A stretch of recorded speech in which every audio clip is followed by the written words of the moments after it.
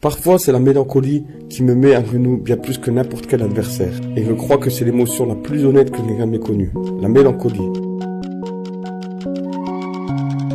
Celle qui te prend sans prévenir, comme un croquet du gauche bien placé. Celle qui t'arrête en plein mouvement. Celle qui te fait revoir ta vie mais du mauvais côté. Avec ces images qui reviennent, ces regrets, ces chemins que tu n'as pas pris.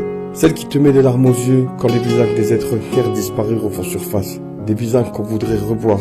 Juste une fois, juste une seconde. Celle qui te creuse le cœur mais qui te rappelle que tu as aimé profondément. La mélancolie. Celle qui parfois me rend fêtard, parce que danser, rire, exploser, c'est une manière de survivre à l'absence. C'est une manière de dire au monde, je suis encore vivant. Celle qui me rend pensif, qui me fait regarder la nature différemment, le vent dans les arbres, la lumière du soir, l'odeur de la pluie. Tout devient un miroir qui te renvoie ta vérité, même quand tu n'as pas envie de la voir. Celle qui me rend souriant aussi, paradoxalement, parce que dans la mélancolie, il y a une forme de beauté, une douceur, un rappel que chaque moment compte et que chaque respiration est une chance. Et puis il y a la musique, chaque son, chaque instrument, chaque mélodie, c'est une émotion pour moi, une émotion qui me traverse, une émotion qui me transforme, comme un round intérieur, un combat silencieux, où je ne cherche pas à gagner, mais juste à comprendre.